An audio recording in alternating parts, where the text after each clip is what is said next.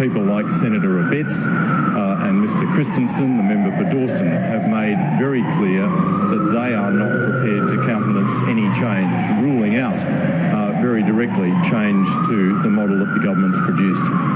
In a real sense, it's possible to say that this plebiscite is setting marriage equality up to fail.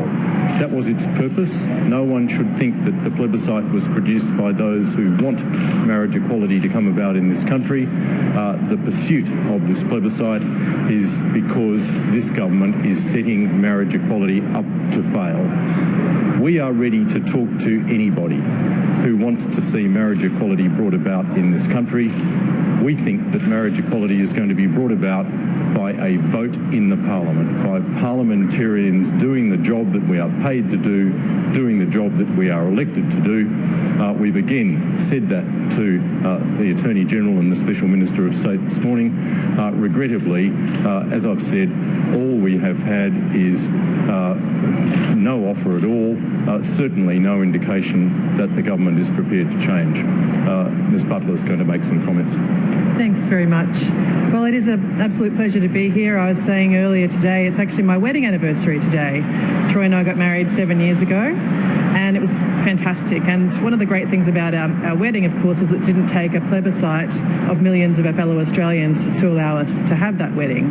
We sure had to, choose a venue, pick a cake, pick a dress, but we didn't have to go through a harmful, divisive, expensive and unnecessary plebiscite process in order to have the right to get married. We think, like a lot of Australians think, that it's pretty clear what needs to happen here.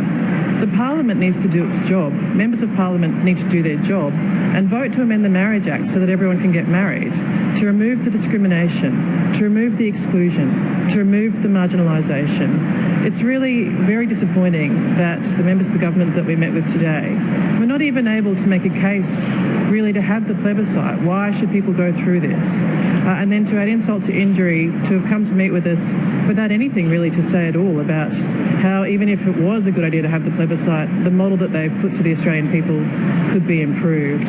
So it is very disappointing to see that. It's disappointing to see that the hard right of the Liberals and Nationals seem to be in control, to hear that you've got the Deputy Prime Minister, you've got Senator Abetz and others trying to do what they can to kibosh marriage equality, and to see that this really is a situation where this entire plebiscite idea, this entire process of spending a couple of $100 million, this process of excluding people, this process of saying you should ask permission from your fellow Australians to have the same human rights as them, that this process, it seems very, very disappointing that they are pursuing this process when there is a much cheaper, much simpler and much more obvious way of making marriage equality a reality. In fact, we could do it in the next sitting week. There are bills before the Parliament right now that would amend the Marriage Act. All it will take will be a vote in the Parliament. The only obstacle to marriage equality, the only impediment to marriage equality happening in the next sitting week is that the fact that the Prime Minister and his government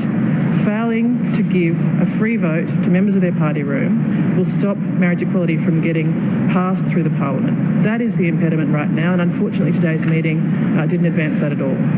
Thanks, Terry. Any questions? Was there anything that the Attorney General could have offered Labor in order to get your support for the plebiscite? What the Attorney-General could have done was to indicate what the Liberal government is prepared to offer, what changes this government is prepared to make, what changes Mr Turnbull's prepared to endorse, which would have required an indication of what their party room is prepared to agree to. Instead, we got nothing. Instead, the Attorney-General did not suggest anything that the government is prepared to change. Terri Butler and I came to meet with George Brandis, but at times it felt like we were talking to George Christensen, because no indication was given of any preparedness to change any aspect of the plebiscite package the government has brought forward. What changes have to be made for support? We've indicated at all times that we think this plebiscite is a very bad idea. We've pointed to a whole range of aspects of this plebiscite already, which we say the government should have thought about differently. The government, of course, did not consult with Labor, just as it doesn't appear to have consulted at all widely anywhere in the community before it produced this plebiscite bill some 14 months after this thought bubble was first announced. Given that we have the Deputy Prime Minister of Australia out there this morning in the media ruling out any changes being made to this plebiscite, given that we've had in the last week George Christensen, the member for Dawson, and Senator Abetz also saying that there should be no change to the plebiscite model that's contained in the government's bill, it's really for the government to indicate just what possible changes there are. As yet, disappointingly, the government has done nothing of the kind. Labor's always ready to talk to anyone, anywhere in Australia, anyone in the Australian Parliament, about getting marriage equality to be a reality in Australia. And if there seems some purpose in a further meeting, we'll have that further meeting. But we've made it pretty clear, we've made it clear to the Attorney General today that it's really for the government to indicate that it's prepared to make some changes. Merely airy statements by the Prime Minister that the government's prepared to compromise without getting into any specifics don't take us anywhere, and still less are we going anywhere if there's threats from the Attorney General, such as we saw in the media this morning, or mere abuse from Greg Hunt being dished out towards the Leader of the Opposition. That's not the way to have a constructive debate in Australia. That's not the way to progress the cause of marriage equality, which is what we should be on about here.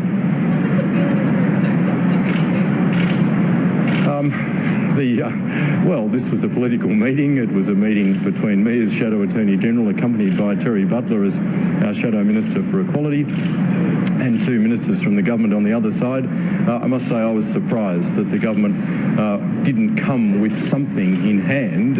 It was, after all, the Attorney General who requested the meeting, and it was disappointing to see that they, in fact, seem to be holding the meeting for the sake of holding the meeting. A bit more of this government setting up marriage equality to fail. I say again, this plebiscite was dreamed up by people who do not support marriage equality.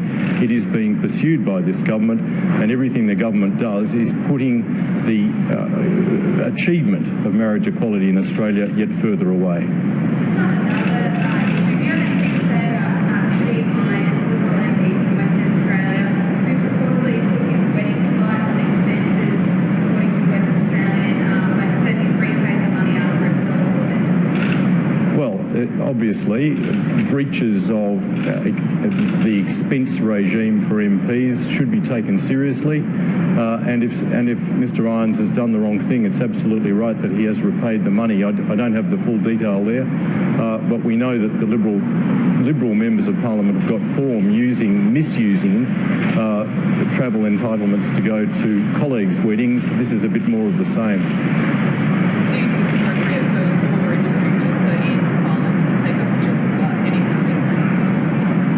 I think that there's always an issue about former ministers taking up jobs very soon after they've ceased to hold those positions as ministers in a similar industry. It raises concerns about the way in which they may have conducted themselves while they were ministers. There should, in fact, I think, be a much longer period left between the time that someone's a minister in a particular portfolio and then taking up a senior position in that same portfolio area in the private sector. Yeah, can you speak up? It's a...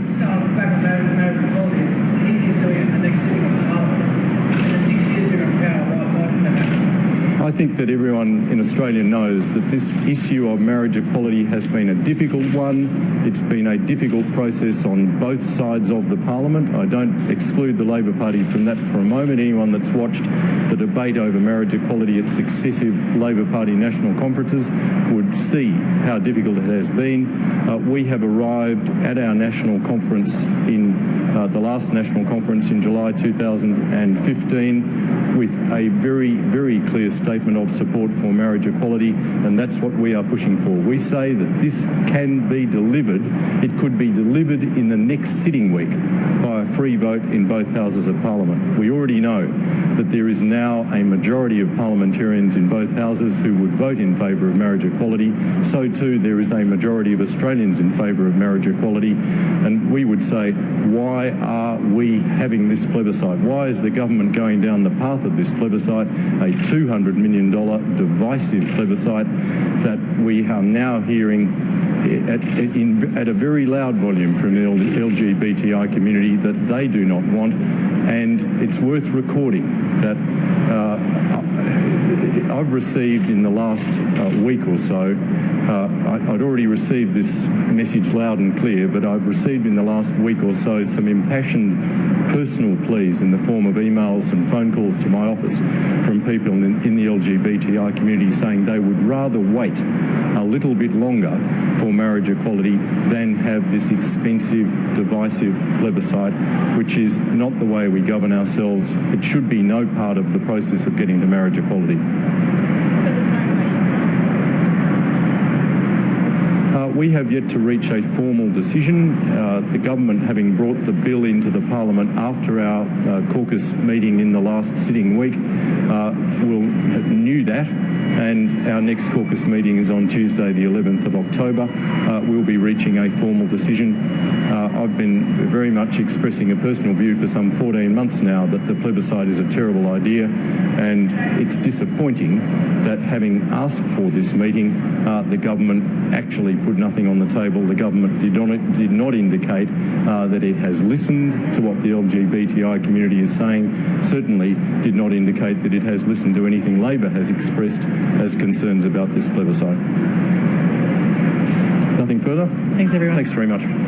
That is the Shadow Attorney General Mark Dreyfus speaking from Brisbane. He was joined earlier by the Shadow Minister for Equality, Terri Butler, and they were speaking about their meeting with the Attorney General George Brandis. Mr. Dreyfus said that they came there to listen to what the Attorney General Brandis had to say, but regrettably he found that he had very little to say. He said that there was a very real sense that the government was not prepared to change the same-sex plebiscite bill in its current form. He said at times it felt like he wasn't indeed speaking to Mr. Brandis, the Attorney General, but indeed George Christensen. Mr. Dreyfus says that the government's pursuit of the plebiscite in this current form is setting marriage equality up to fail.